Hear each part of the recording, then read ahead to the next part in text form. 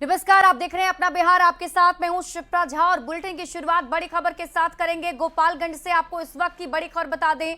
Jewellery shop में दिन दहाड़े लूट की खबर मिल रही है। 10 लाख से अधिक की ज्वेलरी की लूट की गई। अपराधियों ने 20 राउंड की फायरिंग की है। सीसीटीवी का डीवीआर भी अपराधी अपने साथ लेकर फरार हो गए। 10 की संख्या में अपराधी आए थे। विरोध में व्यापारियों ने बाजार बंद कर दिया है। मांझा थानाध्यक्ष पर कई गंभीर आरोप भी लगाए। अपराधियों को संरक्षण देने का आरोप लगाया गया। मांझा थानाध्यक्ष को हटाने की मांग को लेकर प्रदर्शन भी किए जा रहे हैं। अब लूटकांड की जांच के लिए एसआईटी गठित कर दी गई है।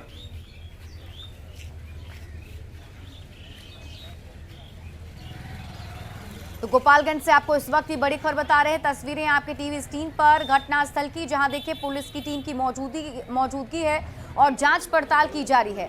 कुछ सीसीटीवी फुटेज भी हाथ लगे हैं पुलिस के। ये दूसरी तस्वीर जो आप देख रहे हैं, सीसीटीवी फुटेज उन अपराधियों के जो लूटपाट की वारदात को अंजाम देकर बाइक से फरार हो जाते हैं। जानकारी के मुताबिक लोगों का आरोप है थानाध्यक्ष पर अपराधियों को संरक्षण देने का। एक बार फिर से आप ये तस्वीर देखिए, सीसीटीवी फुटेज जो सामने आया है, जिसके आधार पर पुलिस की टीम अब आगे कार्रवाई करेगी। लाल घेरे में आपको ये अपराधी नजर आ रहे होंगे। सभी अपराधी अंदर घुसते हैं ज्वेलरी शॉप के अंदर और उसके बाद 10 लाख से अधिक की ज्वेलरी लूट कर फरार हो जाते हैं। एक अपराधी बाहर रह जाता है और बाकी जो अपराधी हैं वो अंदर घुस जाता है। देखिए किस तरीके से वापस लूटपाट करने के बाद ये सभी अपराधी पहुंचते हैं और बाइक पर सवार होकर मौके से फरार हो जाता है, जिसके बाद व्यापारियों में काफी ज्यादा नाराजगी है। व्यापारियों ने बाजार बंद करके प्रदर्शन किया है। ये सीसीटीवी फुटेज एक बार फिर से आपको दिखा रहे हैं। लाल घेरे में देखिए, एक बाइक पर सवार पहले 2 अपराधी आता है। ऐसा की तरह ये घर से दुकान पे आते थे और अपना दुकान चलाते थे। तो आज भी उसी तरह दुकान पर बैठे हुए थे। 1-2 कस्टमर थी। अचानक अज्ञात अपराधी सात संख्या में आए, हथियार से लैस थे और मुंह सब बांधे हुए थे, रुमाल से मास्क को लगाए हुए थे। ठीक है, अचानक दुकान में घुसे 4 और 2 बाहर थे, 6 और 1 सड़क पे था, 7 आके और इनको गन पॉइंट पे लेके लगा इनको मारने पीटने। बोला कि जल्दी से तिजोरी खोलो, सारा सामान निकालना है। ठीक, अचानक 7 की संख्या में अपराधी आए, बंदूक से लैस हुए थे। वो लोग दुकान के अंदर आए और भैया एक कस्टमर को अपना डील कर रहे थे, उनको समझ में नहीं आया कि क्या हो रहा है। अचानक वो लोग आए और एक लोहे की रॉड रखी हुई थी, ये सब शीशा उसा तोड़ने लगे। इसमें कुछ जेवर वेवर सब वो लेके चले गए लोग और बाकी अलमीरा में सामान था सब वो लोग लेके चले गए। भैया को मारे पीटे भी। भैया 10 सेकंड के लिए नेगोशिएशन किए कि भैया ऐसा मत कीजिए वो, तो वो लोग मारने पीटने लगे। बस सर यही सब तो हुआ सर। 10 लाख रुपए को ये हम लोगों ने सीसीटीवी देखा है। हमारे साथ गोपालगंज के एसपी साहब और सारा सीवान के भी एसपी साहब हैं। सीसीटीवी फुटेज देखने से कुछ क्लू मिला है और हम लोग जल्द ही आप लोग को इस केस में ब्रेक थ्रू न्यूज़ देंगे। बढ़ते आगे, पटना पुलिस ने फुलवारी शरीफ थाना क्षेत्र में कुख्यात अपराधी रोशन शर्मा का एनकाउंटर किया। एनकाउंटर के दौरान पुलिस ने उसे दाएं पैर में गोली मारी, जिसके बाद उसे घायल अवस्था में पीएमसीएच में भर्ती कराया गया है।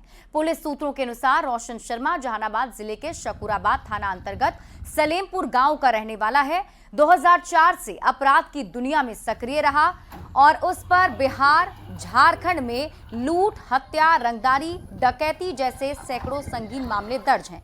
माना जा रहा है कि रोशन शर्मा की गिरफ्तारी से कई पुराने जघन्य मामलों की परतें भी खुल सकती हैं। और अधिक जानकारी दे रहे हैं न्यूज़ 18 संवाददाता अमरजीत शर्मा। हम मौजूद है फुलवारी शरीफ के कुरकुरी में और यहीं पर जो है एक अपराधी का इनकाउंटर हुआ है। एफएसएल की टीम जांच कर रही है और हर पहलू की जांच कर रही है। बताया जाता है कि रोशन शर्मा जो जहानाबाद का रहने वाला था, वही अपराधी यहां पर आया था पुलिस को लेकर के हथियार खोजने के लिए, क्योंकि जो लूट की घटना और हत्या की घटना को अंजाम देने के बाद जो है हथियार इसी इलाके में फेंका था। इसी वजह से जो है यहाँ पर पुलिस लेकर के उसे आई थी और जब खोजबीन कर रहा था तो हथियार जब मिला तो हथियार से पुलिस पर ही फायरिंग कर दिया और उसी दौरान जो है पुलिस ने इनकाउंटर फायरिंग किया और उसमें जो है अपराधी घायल हुआ है और उसे भी गोली लगी है। फिलहाल जो है पीएमसीएच में उसे एडमिट किया गया है और उससे अभी भी आगे की पूछताछ जो है जारी होगा। इलाज फिलहाल जो है चल रहा है और जो जांच की प्रक्रिया है पुलिस फिलहाल कर रही है। और यहाँ जो पीछे देख रहे हैं, जो बैरिकेडिंग देख रहे हैं, ये कुरकुरी के इलाके का जो है और कुरकुरी के गांव के पास ये जो है इलाका है और इसी जगह पर जो है इनकाउंटर किया गया है। फिलहाल जो है पुलिस जो है जो घायल अपराधी रोशन शर्मा है उसे पीएमसीएच में एडमिट किया है और जांच कर रही है। दानापुर फुलवाड़ी से न्यूज़ 18 के लिए मर्जी शर्मा। जहानाबाद शहर के बाल्टी फैक्ट्री मोड़ के पास रोशन शर्मा किराएदार के रूप में रह रहा था, जिस वक्त पटना एसटीएफ की टीम ने छापेमारी कर उसे गिरफ्तार किया। उस दौरान उसके घर में बच्चे का जन्मदिन मनाया जा रहा था। इस बीच परिजनों ने उसका वीडियो भी बनाया जो अब सोशल मीडिया पर वायरल हो रहा है। और ये तस्वीर आपके टीवी स्क्रीन पर जो आपको दिखा रहे हैं, ये वहां की तस्वीर है, उस वक्त की तस्वीर है जब गिरफ्तारी करने के लिए पुलिस की टीम पहुंची थी। तो बिहार पुलिस का ऑपरेशन लंगड़ा जारी है और सभी अपराधियों को पकड़ने की कोशिशें जारी है। पुलिस अपराधी के बीच मुठभेड़ की फिर खबर मिली। एक अपराधी रोशन कुमार को पैर में गोली लगी है और रोशन कुमार कई कांडों का आरोपी बताया जा रहा है। जब गिरफ्तारी करने के लिए पुलिस की टीम पहुंची थी तो उस वक्त देखिए बर्थडे पार्टी सेलिब्रेट किया जा रहा था और उसी वक्त का ये वीडियो है जो आपके टीवी स्क्रीन पर आपको दिखा रहे हैं। रोशन कुमार अपराधी गिरफ्तार किया गया है जिसके पैर में गोली लगी है।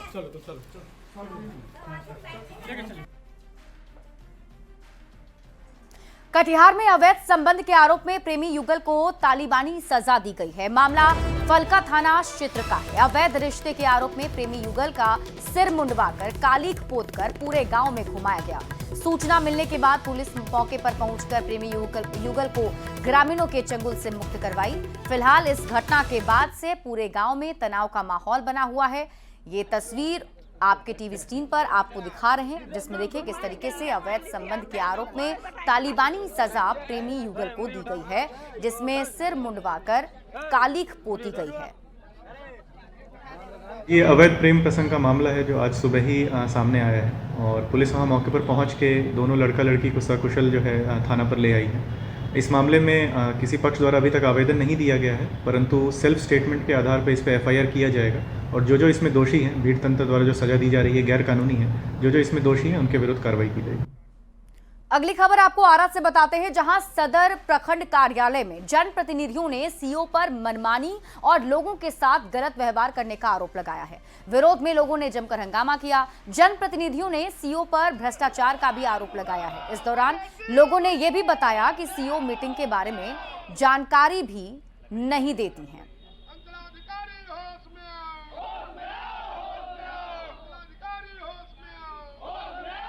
आक्रोशित हम लोग इसलिए हैं कि हम लोग पंचायत समिति सदस्य जितना भी है, हम उप प्रमुख आरा सदस्य हैं और मैडम प्रमुख अभी आरा सदस्य हैं और हम लोग को मीटिंग में नहीं बुलाया जाता है। अपने मनमानी ढंग से सीओ मैडम जो है ये बाढ़ वाला सूची तैयार कर रही हैं। कितना जनता सबका नाम ही नहीं जुड़ा है। पटना में नेपाल की युवती से रेप की कोशिश की गई है। आरोपी पेशे से बताया जा रहा है निजी ड्राइवर। मामले की छानबीन में पुलिस की टीम जुटी हुई है। एयरपोर्ट थाना में केस दर्ज करा लिया गया है। एयरपोर्ट थाना क्षेत्र की घटना आपको बता रहे हैं। पीड़िता सिलीगुड़ी से पटना पहुंची थी। तो इस वक्त की बड़ी खबर आपको बता रहे हैं, पटना में नेपाल की युवती से रेप की खबर मिल रही है। आरोपी पेशे से निजी ड्राइवर बताया जा रहा है। फिलहाल पुलिस की टीम मामले की जांच पड़ताल में जुटी हुई है। एयरपोर्ट थाने में केस दर्ज करा लिया गया है। एयरपोर्ट थाना क्षेत्र की घटना है और पीड़िता सिलीगुड़ी से पटना पहुंची। तो पटना से आपको इस वक्त की बड़ी खबर बता रहे हैं, जहां नेपाल की एक लड़की के साथ रेप की वारदात को अंजाम दिया गया है और रेप करने का आरोप निजी ड्राइवर पर लगा है। बताया जा रहा है कि आरोपी पेशे से निजी ड्राइवर है, जिस पर ये गंभीर आरोप लगे हैं। मामले की छानबीन में पुलिस की टीम जुटी हुई है। एयरपोर्ट थाना क्षेत्र का ये पूरा मामला बताया जा रहा है। एयरपोर्ट थाने में इसे लेकर केस भी दर्ज कर लिया गया है और पुलिस की टीम आगे की जांच पड़ताल में जुटी हुई है। जानकारी के मुताबिक पीड़िता सिलीगुड़ी से पटना पहुंची थी। बताया जा रहा है कि पीड़िता के साथ रेप की वारदात को अंजाम दिया गया है और आरोपी पेशे से निजी ड्राइवर है। अब पुलिस की टीम इस पूरे मामले की जांच पड़ताल में जुटी हुई है। आरोपी की तलाश में पुलिस की टीम छापेमारी कर रही है और पीड़िता को बेहतर इलाज के लिए अस्पताल में एडमिट कराया गया है, जहां मेडिकल भी कराया जाना है। एयरपोर्ट थाने में केस दर्ज कराया गया है और एयरपोर्ट थाना क्षेत्र का ये पूरा मामला बताया जा रहा है। तो इस वक्त की बड़ी खबर आपको पटना से बता रहे हैं, जहां नेपाल की एक लड़की के साथ रेप की वारदात को अंजाम दिया गया है। जानकारी के मुताबिक एक निजी ड्राइवर पर रेप करने का आरोप लगा है। जो कि नेपाल से हैं, वो हमारे थाने पे आई और सूचना दी कि अपने परिवार से प्रताड़ित होकर के वो जो हैं वो सिलीगुड़ी स्टेशन से यहाँ पे पटना जंक्शन में आई थी। उसी दौरान इनकी जो मुलाकात है वो एक व्यक्ति से हुई थी। वो जो व्यक्ति है उनके द्वारा ही एक प्राइवेट बस है जिसपे इस महिला को ले जाया गया और इन महिला ये बता रही है कि उनके साथ में रेप की घटना की गई। बढ़ते हैं आगे। बिहार में मतदाता सूची गहन पुनरीक्षण को लेकर निर्वाचन आयोग ने कहा है कि अभी तक किसी भी राजनीतिक पार्टी एसआईआर को लेकर एक भी आपत्ति का दावा नहीं किया है। चुनाव आयोग ने सोशल मीडिया पर साझा एक पोस्ट में सभी राजनीतिक पार्टियों की सूची भी जारी कर दी है। निर्वाचन आयोग द्वारा जारी सूची के अनुसार बिहार में आरजेडी के 47,506 बूथ लेवल एजेंट्स हैं, लेकिन किसी पार्टी की तरफ से एसआईआर को लेकर कोई आपत्ति अभी तक दर्ज नहीं कराई गई। इसी तरह सीपीआई के 1,496 बीएलए हैं, लेकिन किसी भी बीएलए की तरफ से कोई आपत्ति दर्ज नहीं कराई गई है। निर्वाचन आयोग ने कहा कि 12 राजनीतिक दलों के जिला अध्यक्षों द्वारा नामित 1.60 लाख बीएलए ने जमीनी स्तर पर इस प्रक्रिया में सक्रिय रूप से भाग लिया है। तो एसआईआर ड्राफ्ट सूची पर निर्वाचन आयोग ने कहा कि अभी तक किसी भी राजनीतिक दल ने एक भी दावा या आपत्ति दर्ज नहीं कराया है, जबकि मतदाताओं की तरफ से अब तक 3,659 दावे और आपत्तियां आई हैं। इस पर राजनीतिक बयानबाजी भी तेज हो गई है। शेष पुनरीक्षण पे कांग्रेस और राष्ट्रीय जनता दल इतना शोर मचा रहे थे, पर अब जब ड्राफ्ट लिस्ट आ गई है, 5 दिन गुजर गए हैं, अभी तक एक भी आपत्ति राजद और कांग्रेस ने नहीं दर्ज की है। आम लोगों ने, आम मतदाताओं ने 3-3.25 हजार आपत्तियां दर्ज कर दी हैं, कहीं नाम की गलती को लेकर के, कहीं कोई और गलती को लेकर के। पर जो लोग अपने आप को वोटों का रक्षक बता रहे थे, उन लोगों ने अभी तक एक भी आपत्ति दर्ज नहीं की। विपक्ष के नेता भाई तेजस्वी जी एसआईआर को लेकर झूठ बोलकर अपनी राजनीतिक दुकानदारी चला रहे थे। सदन नहीं चलने दिया, सदन में हंगामा किया, लेकिन अब ड्राफ्ट मतदाता सूची आए हुए 5 दिन हो गया, लेकिन अब तक राष्ट्रीय जनता दल की ओर से एक भी आपत्ति दर्ज नहीं कराया गया है। इसका मतलब स्पष्ट है कि झूठ बोलकर अपनी दुकानदारी चला रहे थे। देखिए, दावा आपत्ति की अगर बात की जाए तो बिहार में हजारों की संख्या में ऐसे मतदाता हैं जो चुनाव आयोग के समक्ष अपना दावा आपत्ति कर चुके हैं, लेकिन सवाल राजनीतिक दलों का है, तो हम लोग इस पे विशेष नजर रखे हुए हैं। और जिस प्रकार से चुनाव आयोग इतने कम समय में और जो काम कर रहा है वो कहीं से भी संभव नहीं है। देखिए, एसआईआर के बाद जो दावा आपत्ति का समय दिया गया है चुनाव आयोग के द्वारा, तो इंडिया गठबंधन राष्ट्रीय जनता दल तो माननीय सर्वोच्च न्यायालय में आपत्ति दर्ज करा चुकी है और केवल आपत्ति ही आपत्ति है, रोज सवाल खड़े किए जा रहे हैं। अब तो चुनाव आयोग की भूमिका जिस तरह से संदेहास्पद है, इस पर तो चुनाव आयोग को सफाई देनी चाहिए। जेडीयू सांसद संजय झा ने एसआईआर के मुद्दे पर कहा कि जमीनी तौर पर बिहार में कोई मुद्दा नहीं है। जब विपक्ष के नेता तेजस्वी यादव ने 2 चुनावी पहचान पत्र रखे, तो पता नहीं उनके समर्थकों के पास कितने पहचान पत्र होंगे, इसलिए एसआईआर किया जा रहा है। में हो रहा है ये काम, तो मैं बेटर आपको सेंस बता सकता हूं कि एसआईआर में बिहार में 93% लोगों ने ऑलरेडी अप्लाई कर दिया। 1 महीने का समय दिया हुआ है। 7% लोग जो नहीं हैं, उनकी डेथ हो गई है या उनका वहां से परमानेंट शिफ्ट कर गए हैं, एक जगह से ज्यादा जगह उनका वोट है, तो इसलिए ग्राउंड पे तो वहां कोई मुद्दा नहीं है। ये लोग यहाँ पे कर रहे हैं। और खुद ही देखे कि वहाँ जो विपक्ष के नेता है उनका तो खुद ही जो दिखा रहे थे वो इलेक्शन कमीशन ने कहा कि हमने कोई इशू ही नहीं किया ऐसा, और जो उनका ओरिजिनल है वो दूसरा है।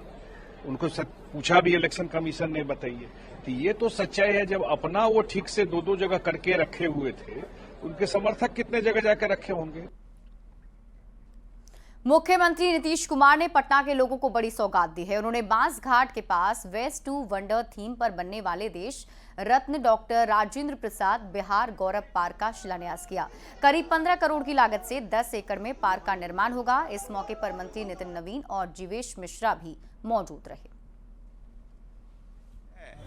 उसी से इस पूरे पार्क को तैयार किया जाएगा, जो अपने आप में अद्भुत होगा, अनूठा होगा। वर्तमान में लगभग 15 करोड़ की लागत से इस पार्क को तैयार किया जाएगा और लगभग 10 एकड़ जमीन इसके लिए चिन्हित किया गया है। आने वाले दिनों में माननीय मुख्यमंत्री जी के निर्देश पर आगे जेपी का स्मारक स्थल, इन चीजों को भी हम लोग डेवलप करने की दिशा में काम करेंगे। बिहार के इस पार्क से बिहार के विभिन्न विभूतियों को हम इसमें देख पाएंगे, बिहार के विभिन्न मॉन्यूमेंट्स को देख पाएंगे और डॉक्टर राजेंद्र प्रसाद की 65 फीट की ऊंची प्रतिमा भी आप देख पाएंगे। और पूरी तरह से वेस्ट टू वंडर्स के जो थीम है उसमें बिहार की कलाकृति, बिहार के मॉन्यूमेंट्स, बिहार के अपने वो वैसे शख्सियत जिन्होंने बिहार को गौरव प्रदान किया, वैसे तमाम शख्सियतों को थीम पर बेस्ड ये पार्क होगा। और इसी के साथ इस बुलेटिन में अभी के लिए बस इतना ही। आप देखते रहिए न्यूज़ 18 बिहार झारखंड।